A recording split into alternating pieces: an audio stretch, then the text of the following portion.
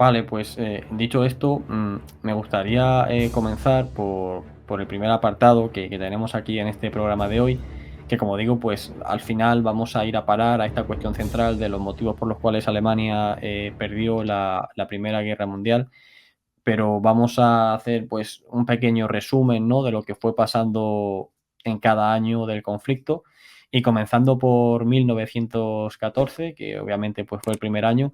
No sé si puedes comentar, poner a todo el mundo en situación de cómo se inicia la Primera Guerra Mundial de una forma un tanto espontánea, ¿no? Y que tampoco estaba previsto, pero lo que sí que estaba previsto era posibles planes, tanto por parte de los alemanes como por parte de los franceses, de en caso de que ocurriese, cómo actuar y cómo pues reaccionar y llevar a cabo pues sus diferentes estrategias para vencer a su rival. No sé si, ya digo, puedes hacer una pequeña disertación sobre esto.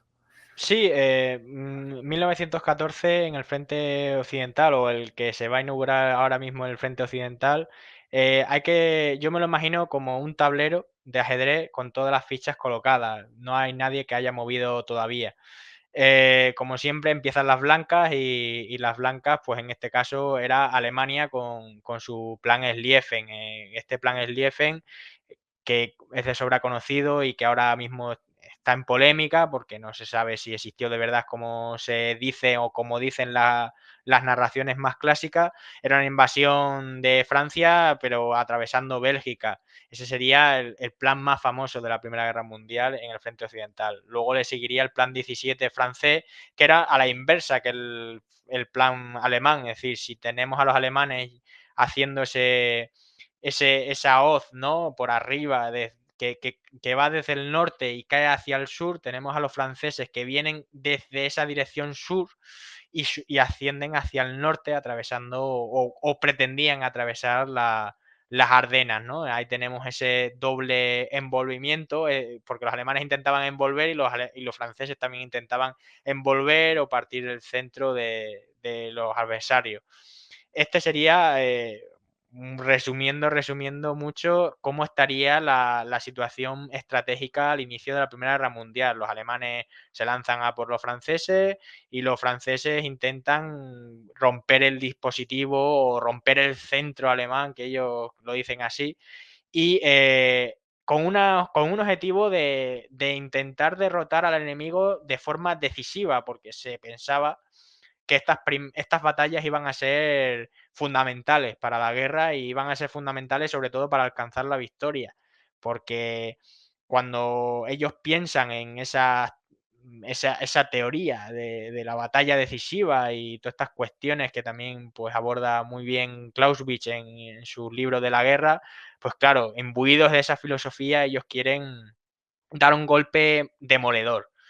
Lo que pasa claramente es que aunque los franceses son derrotados en la frontera y los belgas también son derrotados, inician una retirada hacia el centro, ¿no? Hacia el interior del territorio galo y los alemanes pues ahí van a seguir en su persecución. Eso sería un resumen, como digo, muy simple de cómo estaría el inicio de la Primera Guerra Mundial en el oeste. Sí, lo que está claro que ambos bandos pretendían, como has dicho, finiquitar bueno, iba a decir la campaña, bueno, más que la campaña, lo que es la guerra, ¿no? La Sí, propia se puede decir guerra. la campaña, la verdad. Sí.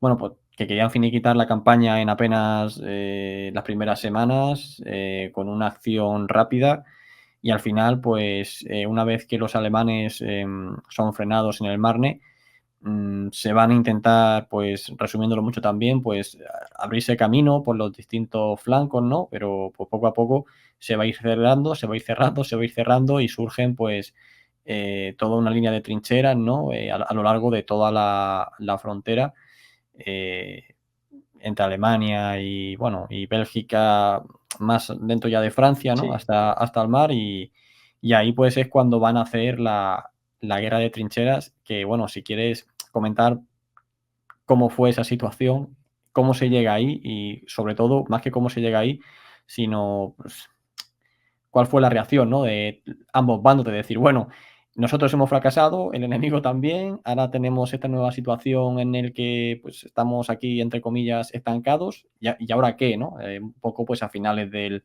14. Pues nada, después de la batalla del Marne, lo que le pasa al inaugurado, recién inaugurado Frente Occidental es que la guerra de movimientos que había sido la regla en esos primeros enfrentamientos al principio de la campaña empieza a entrar en declive. Como tú bien has indicado, los aliados y los alemanes intentan continuar las operaciones por el flanco izquierdo, ¿vale? Es decir, en dirección a Newport y la Bélgica, digamos, el oeste de Bélgica, la zona todavía no ocupada, estamos por Ypres y esta zona así, el Flandes y ya digo. Total, que eso empieza a mediados de septiembre y acaba en noviembre cuando pues ya está, no han podido flanquearse mutuamente y ya se establece la línea de trincheras desde Newport hasta la frontera suiza por más de 700 kilómetros. Claro, los contendientes se llevan, más que una sorpresa, se llevan una gran decepción por no haber podido finiquitar la guerra como ellos pensaban que iban a terminar para Navidad. Bueno, o después de Navidad, por ahí, por las fechas, ¿no? Cuando volviera el otoño y cuando el otoño diera paso sobre todo al mal tiempo y a una zona y a una climatología que no iba a permitir las operaciones en el campo, al menos como ellos pensaban, que en verano, esto viene desde la antigüedad, es después en verano, antes de las cosechas y demás de septiembre, es cuando se inician las campañas. Claro, en esta época les pilló el toro y claro, ellos se ven decepcionados porque ninguno de los planes ha llegado a buen puerto. ¿Qué pasa aquí? Que no queda otra que aguantar. Es como una especie de hastío, vale, mis planes han fracasado, los tuyos también, pero yo tengo todavía una masa muy grande de población y de ejército todavía muy bien nutrido en todos los niveles.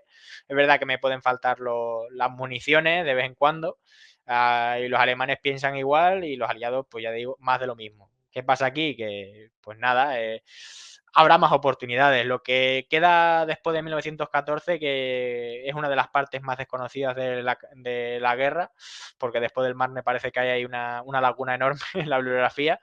Lo que se pretende o lo que se basa en la estrategia de los dos estados mayores, tanto de alemanes y franco-británicos, es a la espera. Se ponen todas las esperanzas en el año nuevo. En 1915, en los discursos y en los comentarios de los altos rangos y de los altos, vamos, de los líderes militares de la cúpula, lo que se comenta es que el nuevo año, 1915, pues traerá finalmente la victoria, porque es cuestión de tiempo, no mucho tiempo. Así que nada, las trincheras al principio los alemanes las consideran realmente una posición fortificada indefinida, por eso las mejoran y cavan y las construyen en sitios propicios para ello, que les dé ventaja táctica, por ejemplo, en una colina para ver lo que viene desde abajo. Y los aliados en esta ocasión, pues tienen menos miras estratégicas, menos, son menos inteligentes en este sentido porque ellos, claro, ellos ven de que Francia sobre todo me han quitado un trozo de territorio, yo no me quiero fortificar aquí para mucho tiempo, lo que quiero es recuperar mi tierra. Claro, 1915 es cuando empieza 1915 se descubre que eso no va a ser así, que en realidad pues van a necesitar unas trincheras como Dios manda. Sí, y además comentas en el libro, lo estoy recordando, que esto le llevó a tener más problemas con inundaciones y tal, ¿no? El no Sí. elegir el sitio adecuado. Pero otra cosa que comentas en el libro con respecto a este tema es, a nivel económico, pues el caos, ¿no?, que supuso pues el hecho de iniciar la guerra, ¿no?, a finales de julio, que el trigo pues más o menos se recoge entre agosto y septiembre, ¿no? Imagino también que dependerá de la variante del trigo, y habrán varias y demás. Pero claro, entonces se quedó gran parte de la cosecha de ese verano sin coger, o también viene la vendimia, ¿no?, en septiembre y todo esto. Y tenemos pues ese primer caos, en primer lugar en el campo y luego en las fábricas en el que se saca pues a la mayor parte de los hombres y las mujeres todavía van a tardar un poco más en incorporarse al trabajo y todo esto. No sé si puedes también comentar un poco este aspecto económico, ¿no? Hasta qué nivel van a quedar tocados ya prácticamente nada más empezar. Claro, cuando toda la gente y todos los contendientes se movilizan para entrar en el conflicto y una vez entran y ellos piensan que va a ser un conflicto corto, claro, cuando ellos consideran que el conflicto va a durar unos pocos meses, no piensan a largo plazo. ¿Qué pasa con esto? Que importa más ganar la guerra in situ de inmediato, en el menor tiempo posible, con la mayor masa de maniobra, y esto es movilizando a campesinos y obreros, que pensar que si dentro de no sé cuántos meses no voy a tener obreros ni campesinos para que recojan esas cosechas o que las vuelvan a sembrar, porque los países deben seguir comiendo, o para que sigan fabricando todo tipo de enseres. Claro, el primer shock de 1914 es que el paro sube muchísimo en todas las capitales y en todos los y en toda la, bueno, a nivel económico es un desastre, tanto en el campo como en la industria, porque mucha gente es movilizada. No hay que ser un gran industrial para tener una pequeña una empresa, ¿no? En esta época y claro, muchos talleres, el cuando el capataz, el jefe, el empresario es movilizado, como oficial o como sea, claro, a lo mejor los 25 que están trabajando con ellos, a lo mejor todavía no les han movilizado, no les toca, y entonces se van a la calle. ¿Qué pasa aquí? Que ese shock, sobre todo, se va notando después de septiembre, después del Marne, cuando las cosas se van haciendo más, ¿no? Se van haciendo más lentas, es cuando todos los contendientes se notan que, oye, esto, esto hay que solucionarlo de alguna forma, esto la economía no lo va a aguantar y es cuando empiezan a sacarse ya, se desmovilizan muchos hombres porque eran operarios cualificados de la industria, de diferentes industrias, que no podían perderse. Es preferible que un obrero cualificado siga o dirigiendo a sus compañeros o enseñando a otros su oficio, fabricando munición, por ejemplo, que perder a ese hombre en un futil asalto a la bayoneta para tomar una línea alemana en Alsacia, que no va a resolver la guerra. Claro, es ese cambio, esa transición que se va dando entre